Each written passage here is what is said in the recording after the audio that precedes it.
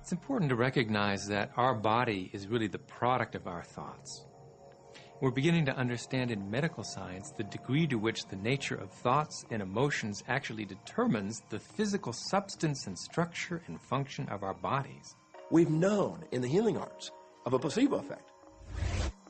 A placebo is something that supposedly has no impact and no effect on the body, like a sugar pill or something.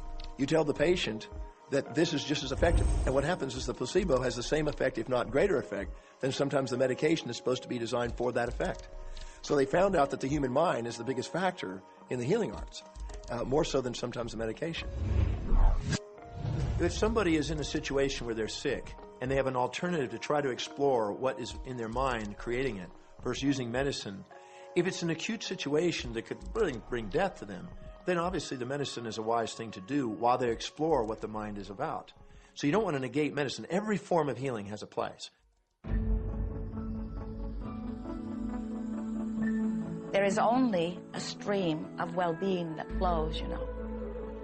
It is a stream of pure positive energy. And the universe, all that we know, is abundant with only that. This is a world that is based upon well-being, and well-being dramatically abounds. And when you are allowing that stream to flow in its fullness, you feel very, very good. And when you are pinching it off a bit, you feel not so good. There is only a stream of goodness or well-being which you are allowing or not. And your magnificent emotions are telling you what the mix is, how you're doing in your allowing or your resisting of this connection. You know people who have had terminal disease. Stop and think of the word dis-ease. Hyphenate the word. That's a body that's not at ease. We've got 1,000 different diagnoses and disease out there. They're just the weak link. They're all the result of one thing, stress. And you put enough stress on the chain, you put enough stress on the system, and one of the links breaks. Our physiology creates disease to give us feedback, to let us know we have an imbalanced perspective and we're not loving and we're not grateful. So the body's signs and symptoms are not something terrible.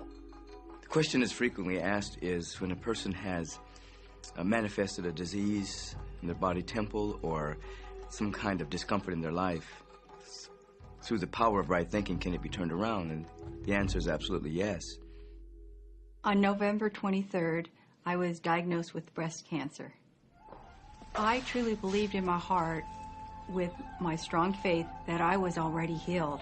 During the day, all day long, I would just say, thank you for my healing. On and on and on I went, thank you for my healing. I believed in my heart I was healed. I saw myself as if cancer was never in my body. One of the things I did to heal myself was to watch very funny movies. That's all we would do is just laugh, laugh, laugh. We couldn't afford to put any stress in my life because we knew stress was one of the worst things you can do while you're trying to heal yourself. From the time I was diagnosed, which was November 23rd, to the time I was healed totally was approximately 3 months. And that's without radiation and chemotherapy.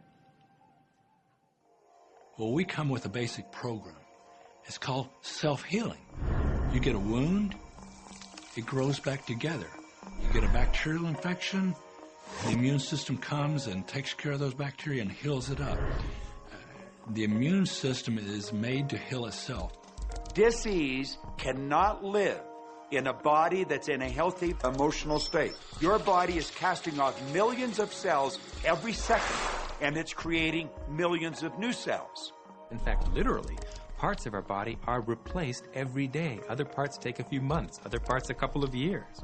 But within a few years, we have a brand new physical body. If you have a disease and you're focusing on it and you're talking to people about it, you're going to create more disease cells. See yourself living in a perfectly healthy body. Let the doctor look after the disease. Can you feel the difference between having painful arthritis in your hips and feeling fearful about it, or having painful arthritis in your hips and feeling hopeful about it? The difference between fearful and hopeful is the difference between recovery or not. Happier thoughts lead to essentially a happier biochemistry, a happier, healthier body.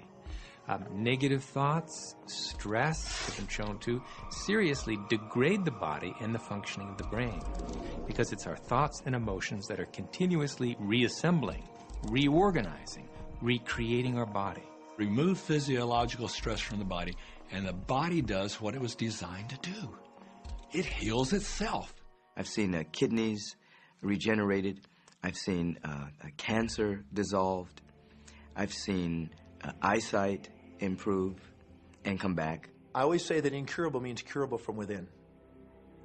You can change your life, and you can heal yourself.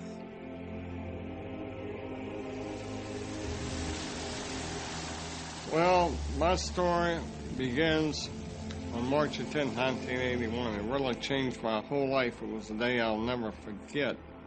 I crashed an airplane.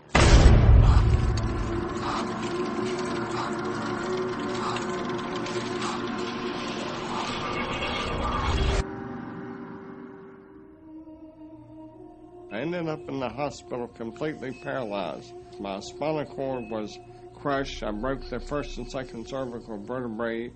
My swallowing reflex was destroyed. I couldn't eat or drink. My diaphragm was destroyed. I couldn't breathe. All I could do was blink my eyes. The doctors, of course, said all my life I'd be a vegetable. All I'd do is blink my eyes the rest of my life. That's the picture they saw of me, but it didn't matter what they thought. The main thing was what I thought.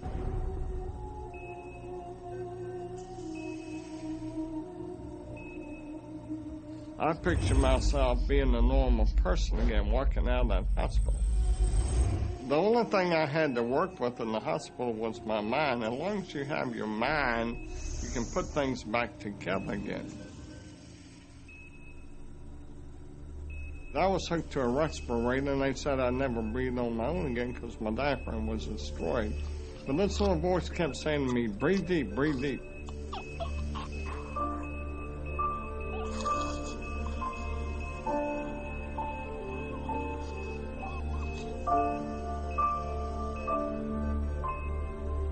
Finally, I was weaned from it. They were at a loss for an explanation. See, I could not afford to allow anything to come in my mind that would distract me from my goal and from my vision.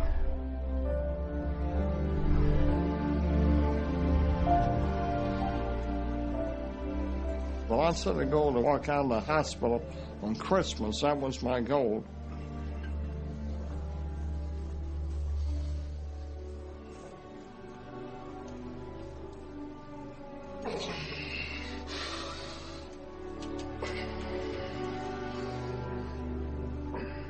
Eight months later, I walked out of the hospital on my own 2 feet. They said it couldn't be done. That's a day I will never forget. For people that are sitting out there right now watching this program that are hurting, if I wanted to sum up my life and sum up for people what they can do in life, I would sum it up this way in 6 words. Man becomes what he thinks about.